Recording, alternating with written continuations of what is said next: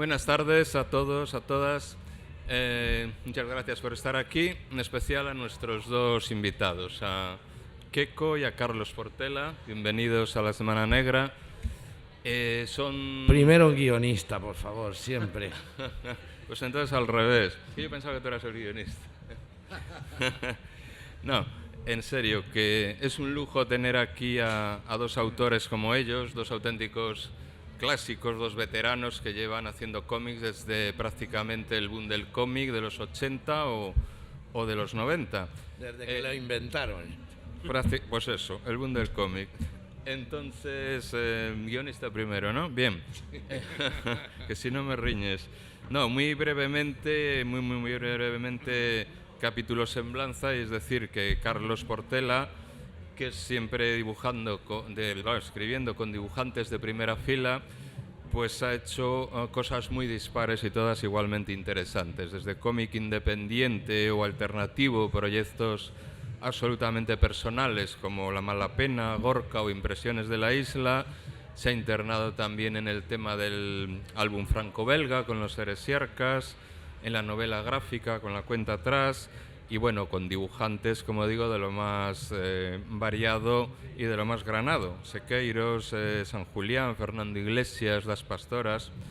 Y además es también el responsable de la revitalización del personaje de Esther, como todos sabéis, allá aproximadamente desde 2007, escribiendo sus aventuras con la tristemente fallecida Purita Campos, que recientemente han culminado, ya después, como digo, de la muerte de la dibujante, con otra artista diferente, con la boda, ¿no?, de la protagonista y el final de la serie. Y todo ello sin olvidar su trabajo en el campo audiovisual, cine y televisión principalmente. Tanto programas muy populares de la televisión gallega como series de la televisión nacional. Algunos títulos: Hierro, Velvet, Las chicas del cable, Zorro, ¿no? Ahora recientemente con Amazon. Y en cuanto a Queco, aquí a mi lado, dibujante y guionista igualmente ya clásico contemporáneo. Qué caray. Pues bueno, ha frecuentado diversos medios, revistas siempre de vanguardia, como Nosotros somos los muertos, como TOS, como La mítica Madrid, y monográficos con también distintos guionistas, ¿no?, y otros en solitario, obviamente. Los que ha hecho con autores ajenos, pues Livingstone contra Fumake, El amor duele, Bob Deller, con autores y registros absolutamente dispares, por ejemplo Mique Beltrán, Ramón de España o Felipe Hernández Cava. Y claro, los suyos de autoría completa, con esa personalidad gráfica tan arrolladora, ¿no?, que le caracteriza, ese blanco y negro tan brutal. Pues podríamos citar La isla de los perros, Voraz, La casa del muerto, Cuatro botas, que se llevó el premio a la mejor obra en el Salón del Cómic, La protectora, Ojos que ven, y muy últimamente, por supuesto, la trilogía con Antonio Altarriba, ¿no?, que ha tenido tanto impacto. La trilogía del Yo se ha dado en llamar Yo asesino, Yo loco, Yo mentiroso, y también con el mismo guionista El perdón y la furia, que fue un encargo del Museo del Prado, sobre José de Rivera. Bien, y ahora tenemos a estos dos autores juntos en el libro que veis aquí, Contrition, que bueno, es una mezcla de género negro y drama psicológico, con un tema más bien espinoso, dado que Contrition es el nombre de una ciudad americana donde residen convictos de delitos sexuales. Pues convictos, en realidad, intentando una reinserción difícil y agrupados en esta especie de barrio-ciudad, pues bueno, parte por imperativos legales y parte porque son zonas muy precarias económicamente. Entonces, pues bueno, tiende a agruparse allí este tipo de vecinos, digamos, difíciles. No voy a contar más, solo decir que la historia comienza con un muerto y a partir de ahí os insto a que lo compréis y lo leéis, por supuesto. Entonces, bueno, yo os preguntaría a cualquiera de los dos, que, bueno, dos autores que yo creo más bien dispares, ¿no?, a raíz de lo que he leído en esta mini currículum, ¿quién aborda a quién? O sea, ¿cómo surge esta idea, esta convergencia de de talentos? No, primero guionista. Eso es. Bueno, pues buenas tardes.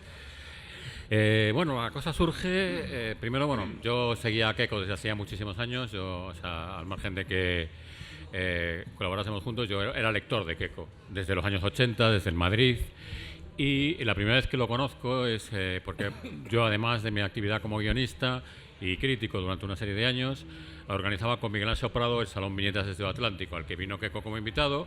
Allí nos conocimos, nos hicimos amigos y luego quedábamos en Madrid básicamente pues para tomar algo de vez en cuando y tal.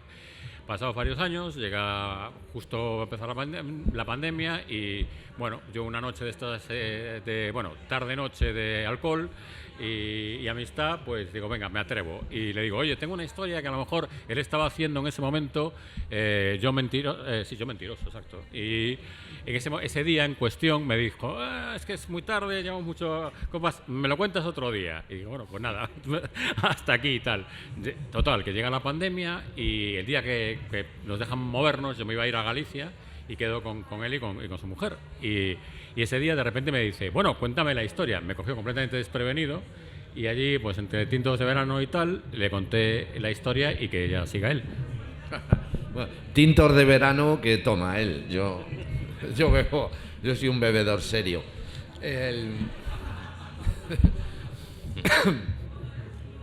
Sí, bueno, lo ha contado Carlos. Yo debo decir que me sorprendió bastante porque Carlos, a ver, es conocido por todo lo que has contado, o sea, por todas estas cosas que hace, y por otra que a lo mejor no es tan notoria, pero es igualmente molesta, que es que pide dibujos y dedicatorias a todos los dibujantes que encuentra, ¿no? También. Es muy fan, Carlos, y claro, por eso me sorprendió bastante cuando me abordó, porque ya le había dedicado todo lo que le tenía que dedicar. Me faltan un par de ellos, ¿eh? Pues todavía, Sí. joder, madre mía, esto no acabará nunca. Entonces, efectivamente me abordó para esto y dije, pero bueno, o sea, me estás proponiendo que hagamos una historia y tal. Y dice, sí. Y claro, cuando me la contó, pues bueno, tengo que decir que inmediatamente dije, o sea, la hacemos ya, ¿no? Porque yo pensaba tomarme así como, bueno, un año sabático. Es que decir esto parece que te estás dedicando a algo, ¿no? Que rinde, que da beneficios y renta, ¿no? Para poder tomar estas decisiones, ¿no? Sobre tu vida y tu trabajo, y no es así. Pero yo, desde luego, no pensaba ponerme inmediatamente, después de estar con Antonio Alta Arriba, pues 4 álbumes después, pues no pensaba ponerme inmediatamente con otro, pero me gustó tanto lo que me contó, ¿no? Sobre todo dónde iba a ocurrir esa historia, ¿no? Que las posibilidades que habría un lugar así, ¿no? No solo para contar una historia pues bueno, porque desde el primer momento sí, Carlos me contó que iba a ser un thriller, ¿no? No es un policíaco al uso, porque en realidad aquí la policía pinta bastante poco, ¿no? Como yo creo que ocurre en muchas de las buenas historias policíacas, ¿no?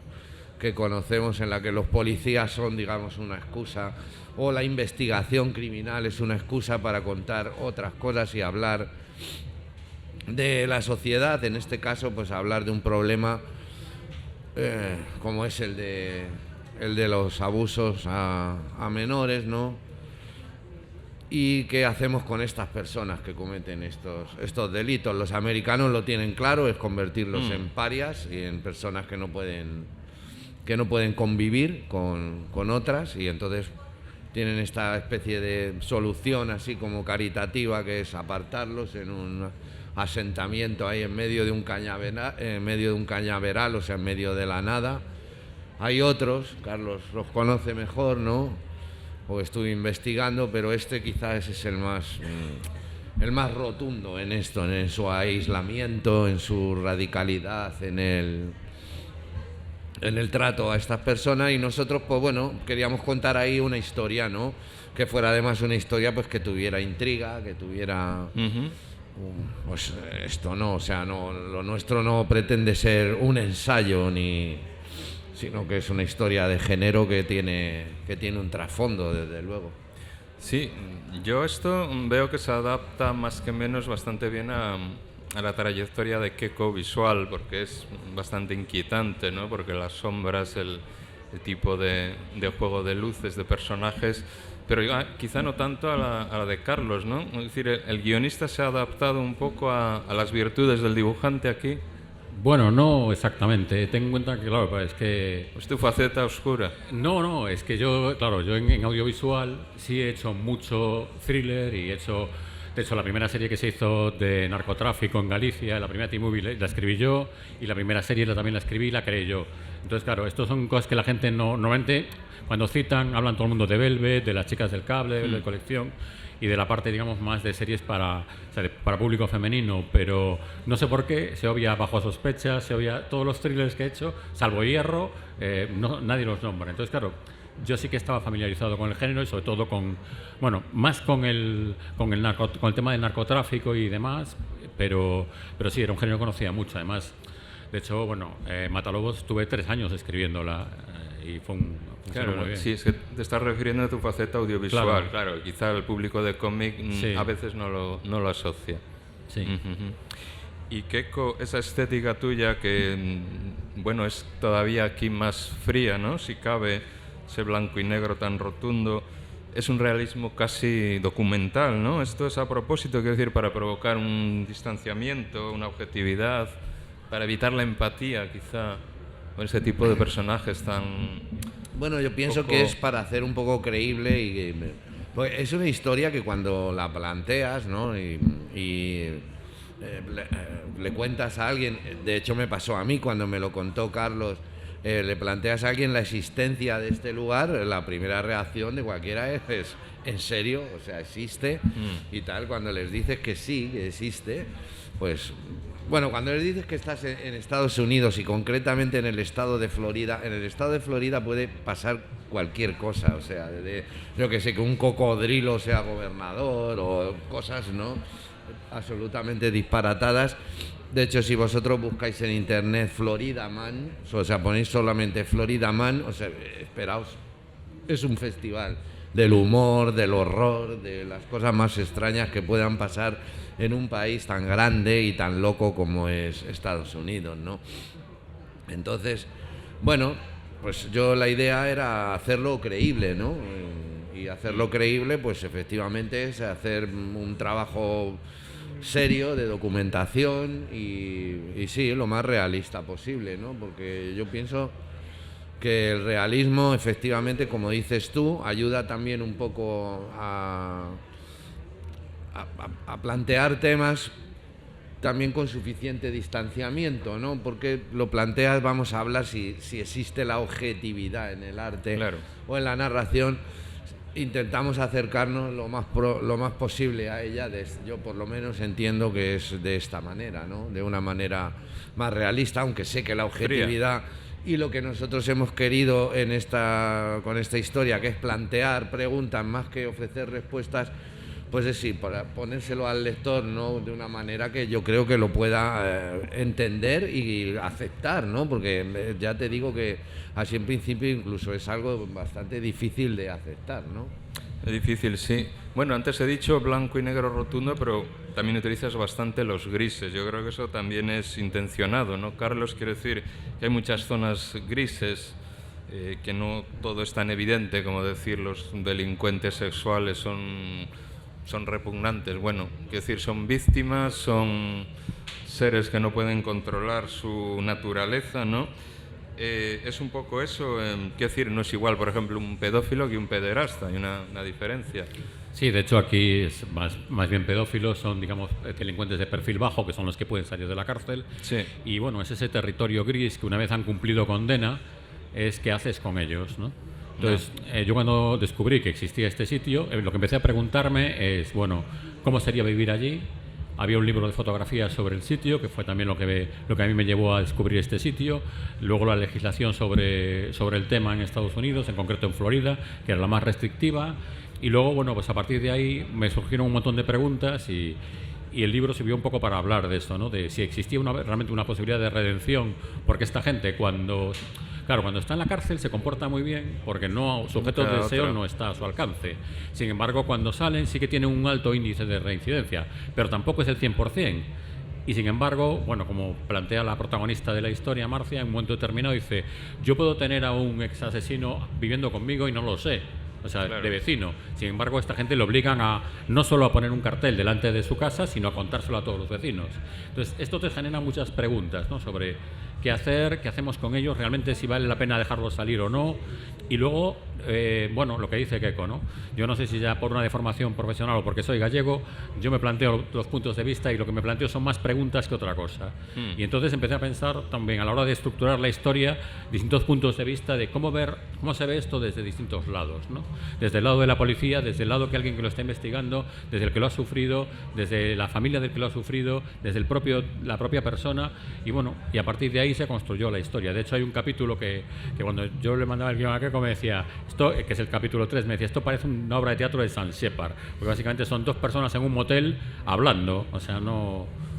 Bueno, pero esto me recuerda un poco la técnica, bueno, que allí era un flashback hacia atrás de la cuenta atrás, pero bueno, también dabas voz a los diferentes actores, ¿no?, digamos, de un drama de otro tipo. Quiero decir, el narrador es omnisciente, que eres tú, que sois los dos, muestra diversos momentos, lugares, personajes, ¿no? Y se dosifica mucho la información. Quiero decir que entiendo que para ti, para vosotros, es el lector el que tiene que juntar las piezas, ¿no? Sí, bueno, Carlos. Sí, además hay una cosa que hablamos previamente, bueno, lo primero que le dije también, porque claro, el tema es el que es, le dije, cero explícito, a mí no me interesa nada la parte explícita del asunto, y dos, le dije, vamos a evitar los textos de apoyo, o sea, es silencio y diálogo, que además es una cosa que se utiliza mucho en el género y yo quería evitar a toda costa, porque pensaba que el dibujo tenía fuerza por sí mismo y luego también una manera a la hora de hacer capítulos con el mismo número de páginas para marcar un ritmo determinado, terminarlos más o menos de una manera concreta, que hablamos con esas páginas a 3 viñetas y bueno, buscar un tipo de cadencia a la hora de contar, ¿no? Y hablamos mucho de esto, de la construcción de las páginas y de cómo contar las cosas. Y luego, por supuesto, como apuntabas tú, es una narración no lineal, pero bueno, esto es ya defecto mío, ya por naturaleza. Sí, bueno, eso quería que Keiko nos explicara o incidiera un poco más en lo que has dicho tú, porque la imagen, si bien hay partes de mucho diálogo, en otras prima totalmente la imagen, marca el ritmo y es fundamental para el desarrollo, ¿no? Eso, ¿cómo lo habéis manejado entre los dos o quién ha insistido más o ha puesto más de...? Bueno, yo todo esto siempre lo digo, o sea, todo esto está en el guión. O sea, Carlos siempre me plantea, él antes, claro, eres un tío educado y prudente y me dice, ¿cómo ves esto, no? Y lo hemos visto todos los dos juntos, pero siempre ha sido él desde el que ha partido.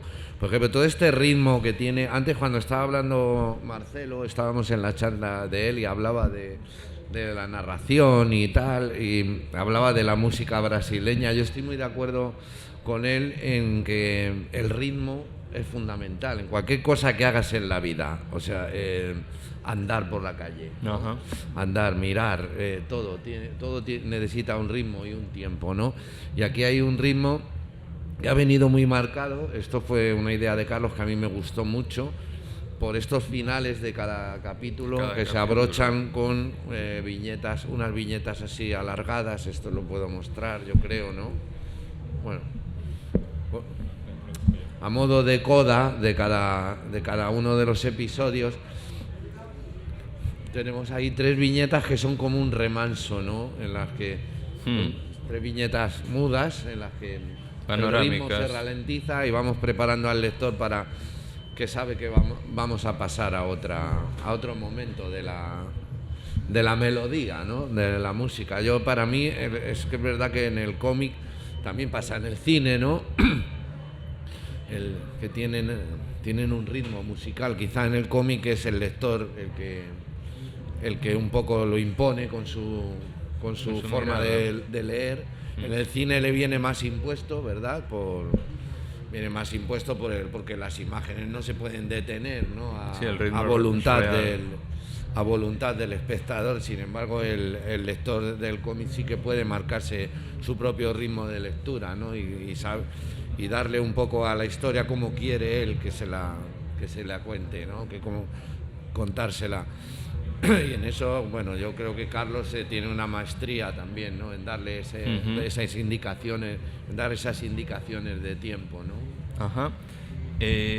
Bueno, Carlos, al margen de contar una historia policial, ¿no? Que tenga una serie de repercusiones que van más allá, puede tener también esta obra un elemento, un componente, digamos, didáctico, porque en un tema tan complejo, pues una de las subtramas yo creo que puede servir un poco como aviso, ¿no? Advertencia, es decir, de cuál es el mecanismo de un abusador, como capta a un chiquillo, ¿no? El engaño, el chantaje, la manipulación, porque el hecho es que, por mucho que contemos, sigue habiendo víctimas infantiles de... ¿Es esa otra de las intenciones de la obra? Sí, vamos a ver, una de las cosas que hablamos cuando hablamos de la historia era de los comienzos en que Internet, un teclado, yo le decía a Keiko, es tan peligroso o más que una pistola. Y entonces, Sí. como la historia está ambientada en 2008, era hablar un poco de los primeros peligros que tenía Internet y luego como la falta de responsabilidad de cuando uno coge un teclado, sea el del teléfono o el de un ordenador, da la sensación de que no estás haciendo nada, ¿no? De que en realidad estás escribiendo, pero que al final el poder de la palabra y de la sugestión de la palabra es tan fuerte o más que la de un arma, ¿no? Entonces este tema también está presente, igual que está presente el de la obsesión del trabajo, ¿no? Y que puede llegar a destruir una familia, etcétera, Claro. etcétera. Es decir, que lo que nos dicen es que hay muchos temas a la vez mezclados, si la maldad es innata o no, la posibilidad de redención. Bueno, yo creo que es un libro que gana con las relecturas y teniendo en cuenta lo que cuestan hoy en día, mejor, ¿no? Porque, o sea, que te lo leas una vez y que ya está, pues por lo menos... La madre está muy bien aprovechado todo. Sí, porque ya que no hay color, por lo menos que haya contenido, ¿no? Y y cuando nos decían lo del color, pues también es que es natural para los dos porque somos daltónicos, entonces... Vaya. Pues os ha quedado fete. No, es que me acuerdo, una de las frases que se repite varias veces al respecto de lo que dices es lo mismo una mala persona que una persona que hace cosas malas. De hecho, también se hace referencia a una de las subtramas, es un militar del ejército americano que ha sido testigo de los abusos que se cometían con los prisioneros iraquíes. Sí. Claro, o sea que quiero decir que tiene bastantes capas de lectura, ¿no? Entiendo yo esta obra. Bueno, de alguna manera el juicio recae en el lector, por lo tanto, más preguntas que se plantean es eso. ¿Hay lugar para el arrepentimiento, para el perdón, para la reinserción? ¿O es lícita la venganza? ¿O cuál es la naturaleza del mal? Ahí es nada. Madre mía, esto... Si no han sido capaces los filósofos que deben llevar como, no sé... Por la última pregunta. 3.000 años, no sé, ¿no? Desde cuando llevamos pensando sobre la esencia del mal, sobre si somos realmente malos, si el mundo o nacemos así, o el mundo nos hace y tal.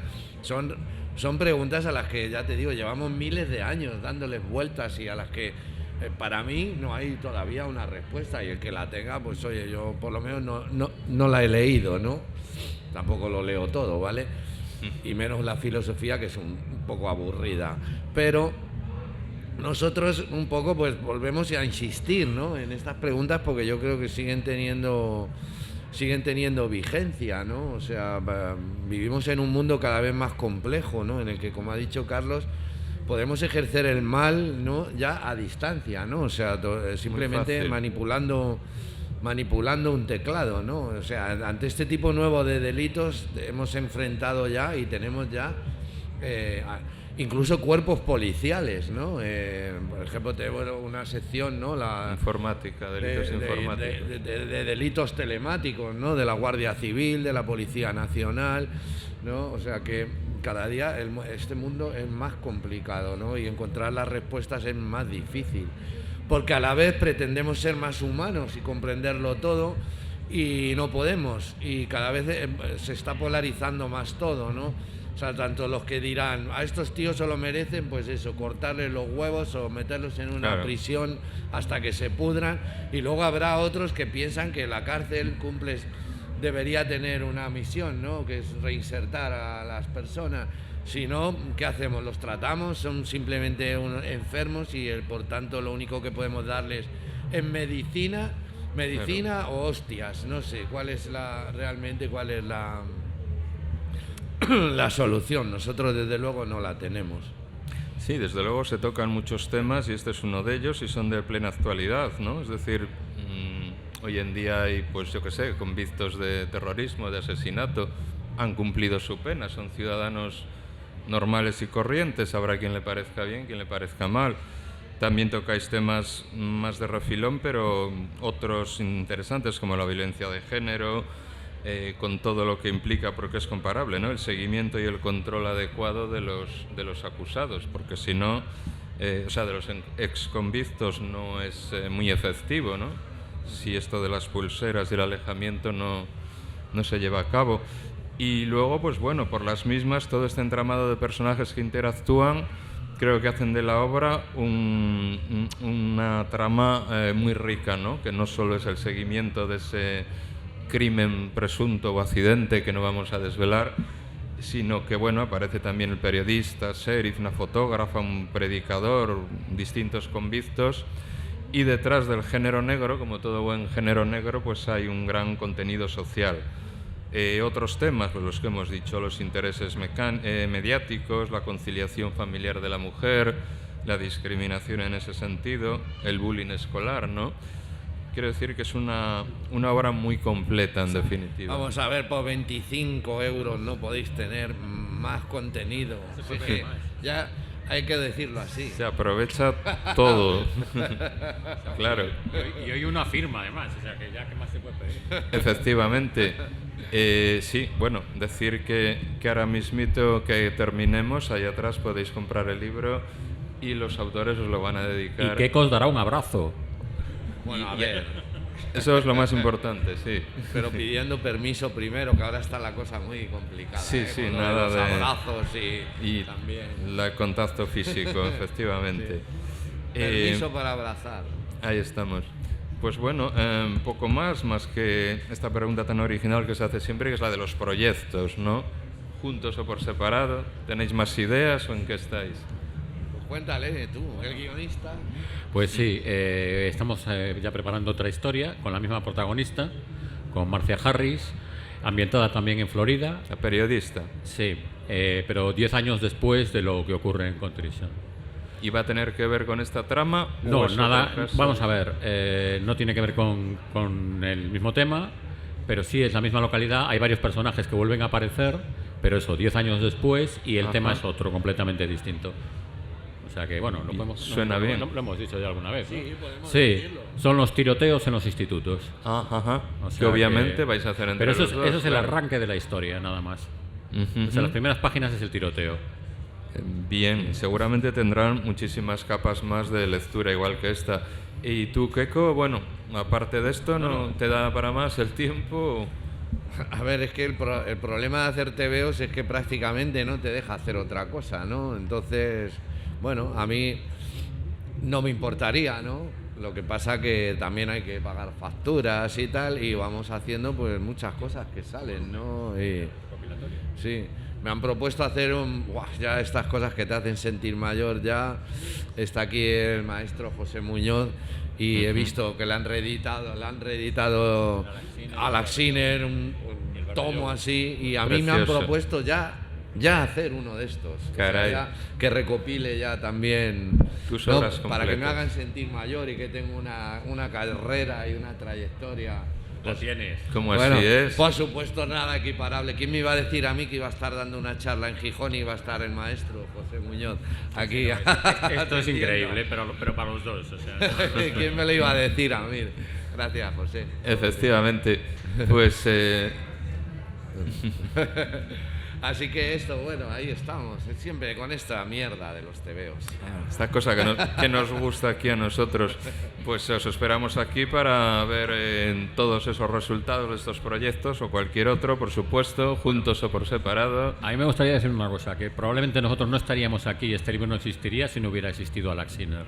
O sea, aprovechando que Ciertamente. está José Muñoz ahí, Está aquí las deudas hay que pagarlas. el padre fundador y de bien nacidos es ser agradecido.